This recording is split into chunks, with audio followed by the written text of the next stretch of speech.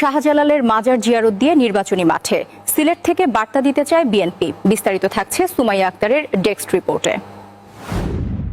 নির্বাচনের উত্তাপ বাড়ছে, রাজনীতির মাঠে কৌশলও বদলাচ্ছে।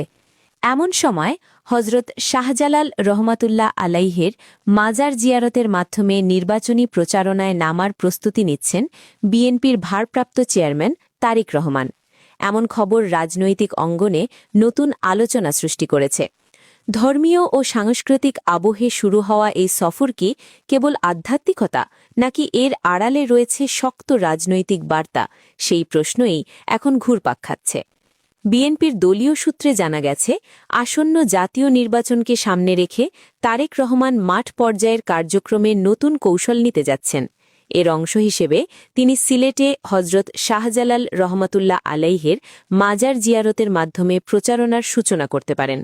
দলটি মনে করছে, সিলেট শুধু আধ্যাত্মিক নয়, রাজনৈতিকভাবেও একটি গুরুত্বপূর্ণ অঞ্চল, যেখান থেকে জাতীয় রাজনীতিতে শক্ত বার্তা দেওয়া সম্ভব। দলীয় নেতাদের ভাষ্য, এই জিয়ারত হবে সম্পূর্ণ ধর্মীয় ও সামাজিক রীতি অনুসরণ করে, যাতে নির্বাচনী আচারবিধির কোনো লঙ্ঘন না হয়। তবে একই সঙ্গে এটি তৃণমূল নেতাকর্মীদের উজ্জীবিত করবে এবং দলীয় ঐক্যকে আরও দৃঢ় করবে বলে আশা করা হচ্ছে।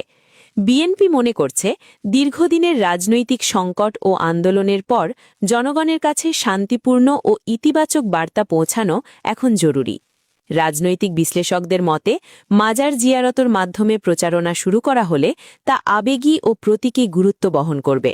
বিশেষ করে ধর্মীয় অনুভূতিকে সম্মান জানিয়ে রাজনীতিতে প্রবেশ করলে সাধারণ মানুষের মধ্যে গ্রহণযোগ্যতা বাড়তে পারে। যদিও সরকার ও বিরোধী শিবিরের প্রতিক্রিয়া কী হবে তা সময়ই বলে দেবে। সব মিলিয়ে শাহজালালের মাজার জিয়ারতকে কেন্দ্র করে তারেক রহমানের এই পদক্ষেপ আসন্ন নির্বাচনী রাজনীতিতে নতুন মাত্রা যোগ করতে পারে বলে মনে করছেন সংশ্লিষ্টরা।